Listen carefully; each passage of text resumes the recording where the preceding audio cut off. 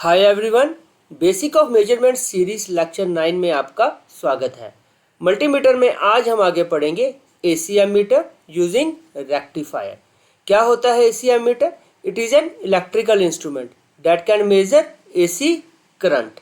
देखिए, अगर आपको एसी करंट को मेजर करना है तो आप कौन सा मेजरिंग इंस्ट्रूमेंट यूज़ करेंगे? AC ammeter. आप लोग जानते हैं ये हमारा बेसिक मीटर है, वो कौन सा है? गैल्वेनोमीटर।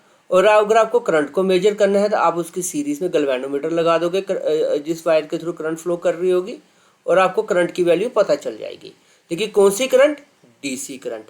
लेकिन इसके थ्रू, गैल्वेनोमीटर के थ्रू, हमें एसी करंट की वैल्यू नहीं पता चल सकती। तो कैसे हम एसी करंट की वैल्यू को निकाल सकते हैं, इस ब्लॉक डायग्राम के थ्रू समझने की कोशिश करेंगे। देखिए, अगर हमें एसी करंट की वैल्यू को निकालना है, सबसे पहले हम एसी करंट को रेक्टिफायर के थ्रू एसी टू डीसी में कन्वर्ट करेंगे with the help of rectifier. और यहाँ पे हम कौन सा रेक्टिफायर यूज कर रहे हैं? Full wave rectifier. फिर हम उसके आगे डीसी एमीटर को लगा देंगे और डीसी एमीटर के ऊपर डीसी करंट की वैल्यू मेजर हो जाएगी और उसका हम रिलेशनशिप निकाल लेंगे एसी करंट के साथ। आप लोग जानते हैं कि डीसी एमीटर कैसे बनता है? डीसी एमीटर बनता है अगर हम गैल्वेनोमीटर के पैरेलल में एक शंट रजिस्टर लगा दें तो ये क्या बन गया? DC ammeter. DC ammeter. I hope आपको इसका सर्किट रिकॉल हो गया होगा। अब देखिए, अब हम एसी एमीटर यूजिंग रेक्टिफायर का सर्किट समझने की कोशिश करते हैं विद सर्किट डायग्राम। ये तो ब्लॉक डायग्राम थी ऊपर, अब हम सर्किट डायग्राम समझने की कोशिश करते हैं।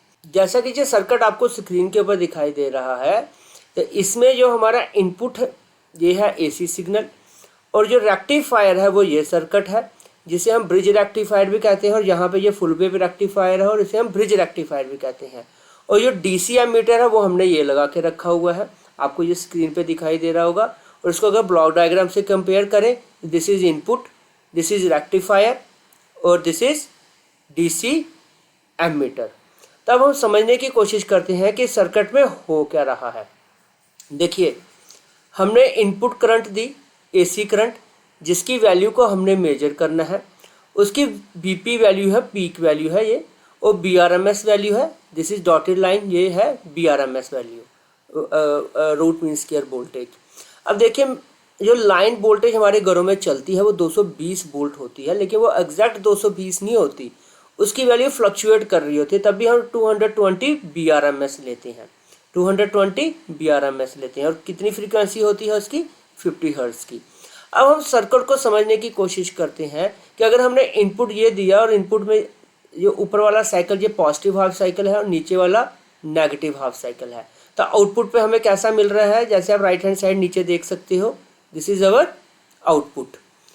और इस आउटपुट में जो ऊपर है ये बीपी, ये पीक वैल्यू है, और जो नीचे वाली जो डॉटेड लाइन है इसे हम कहेंगे IDC, average value of the output, average value of the output. तो ये इसकी वैल्यू कितनी आएगी इसे हम समझने की कोशिश करते हैं, और ये कैसे ये ग्राफ बना इसे हम समझने की कोशिश करते हैं। देखिए, during the positive half cycle, पहला case during the positive half cycle mean this one, ये जो टर्मिनल है ऊपर वाला ये पॉजिटिव होगा और ये नीचे वाला टर्मिनल है ये नेगेटिव होगा। ऊपर वाला टर्मिनल हमारा क्या होगा? पॉजिटिव, और नीचे वाला टर्मिनल नेगेटिव होगा। During the positive half cycle, ऊपर वाला टर्मिनल पॉजिटिव, नीचे वाला नेगेटिव। तो करंट यहां से गई। देखो, जो डायोड हमारा है ना, दिस इज डायोड। डायोड का ये वाला टर्मिनल पॉजिटिव होता है और ये वाला टर्मिनल नेगेटिव होता है। डायोड हमेशा फॉरवर्ड वाइज में काम करता है और रिवर्स वाइज में काम नहीं करेगा। रिवर्स वाइज का क्या मतलब होता है डायोड का, वो मैं आपको बता देता हूं। देखिए, अगर हमने डायोड का पॉजिटिव टर्मिनल बैटरी के पॉजिटिव टर्मिनल के साथ कनेक्ट किया हुआ है तो हम कहेंगे डायोड क्या है? Forward wise. और अगर डायोड का पॉजिटिव टर्मिनल बैटरी के नेगेटिव टर्मिनल के साथ कनेक्टेड किया हुआ है तो हम कहेंगे रिवर्स वाइज। तो रिवर्स वाइज में डायोड हमारा काम नहीं करता। आई होप पहले डायोड का आपको कंसेप्ट क्लियर हो गया होगा। अब इस सर्किट में क्या हो रहा है, अब हम उसे समझने की कोशिश करते हैं। देखिए, during the positive half cycle, ये पॉजिटिव है, इट मीन जहाँ से पॉजिटिव करंट आ रही है तो यहाँ से करंट पास हो जाएगी, ये काम करेगा diode D2 forward wise.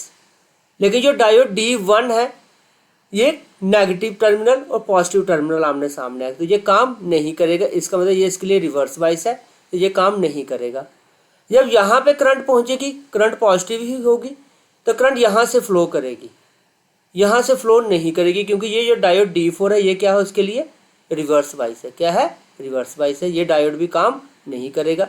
Current यहाँ से गैल्वेनोमीटर के थ्रू पास होती हुई, अब आप जानते हैं इस सर्किट को मैं रिपीट नहीं करूंगा यहाँ पे, क्योंकि यह हमने डीसी एमीटर पहले ही डिटेल में पढ़ के रखा हुआ कैसे डीसी एमीटर काम करता है।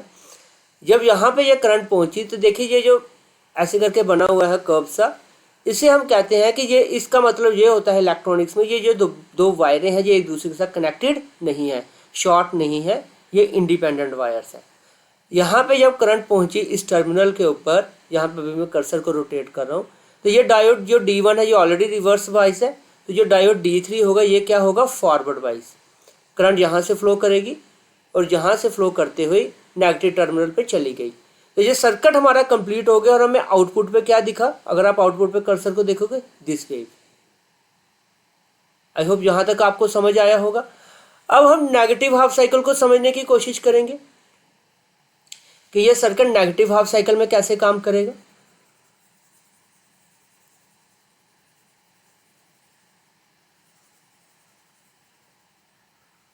देखिए, during the negative half cycle,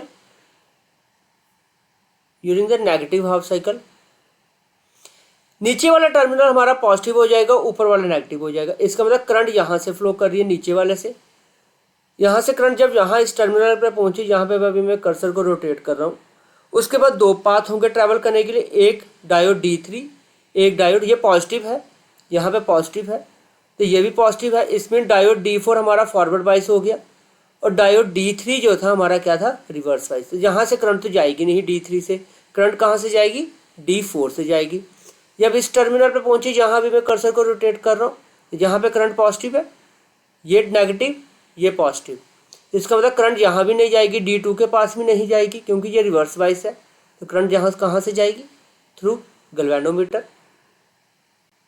galvanometer गई, यहाँ से यहाँ गई, जब इस जंक्शन पे पहुंची, इस टर्मिनल पे पहुंची, तो डायोड D1 से करंट होती हुई सर्किट को कंप्लीट कर देगी। तो हमें आउटपुट पे क्या मिलेगा? ये सेकंड वाली वेव। मीन इनपुट कैसी थी? नीचे, और आउटपुट कैसे मिला हमें? Positive half cycle. ऐसे ही ये आगे बढ़ता रहेगा और हमें आउटपुट इस तरह से कॉन्टिन्यूस वेव फॉर्म में मिलता रहेगा। और ये जो नीचे वाली डॉटेड लाइन है, ये मैंने आपको पहले ही कहा, ये क्या है? नीचे वाली डॉटेड लाइन है हमारी IDC, एवरेज वैल्यू। अब इसकी वैल्यू होगी किसके बराबर? हम ये निकालेंगे अभी। देखिए, जो IDC जो गैल्वेनोमीटर के ऊपर शो हो रही है करंट की वैल्यू, DC करंट की वैल्यू, वो किसके बराबर है? 2 multiply by IP divided by pi. इसे हम average value of the output DC current भी कहते हैं। ये ऑलरेडी हमने प्रूफ करके रखा हुआ, आपको यहाँ पे ये डायरेक्ट लिखना है, 2IP डिवाइडेड बाई पाई। अब IP क्या है? Peak value of the current. अब देखिए, जो आपकी इनपुट करंट आ रही है, क्या वो पीक करंट आ रही है? नहीं आ रही। इनपुट करंट कितनी आ रही है? इनपुट करंट आ रही है IRMS value of the IP divided by √2। किसके बराबर है? जैसे मैंने आपको पहले ही कहा कि वोल्टेज जो हमारी फ्लक्चुएट कर रही है घर में, तो करंट भी तो फ्लक्चुएट कर रही है। वो कितनी वैल्यू फ्लक्चुएट कर रही है? जो इनपुट आ रही है वो कर रही है IP डिवाइडेड बाई √2। तो IP की वैल्यू कितनी होगी? √2 IRMS। तो इसकी वैल्यू हम यहाँ पे इम्प्लीमेंटेड करेंगे। तो इस रिजल्ट से हमें क्या पता चला कि IDC = 0.9 IRMS। IRMS क्या है? हमारी input current, input AC current, input AC current. और जो DC की IDC क्या है? जो गैल्वेनोमीटर के ऊपर शो हो रही है, और वो बराबर होगी 0.9 IRMS। आई होप आपको ये प्रैक्टिकल आपको ये समझ आया होगा, ये वाला टॉपिक समझ आया होगा। Thank you very much.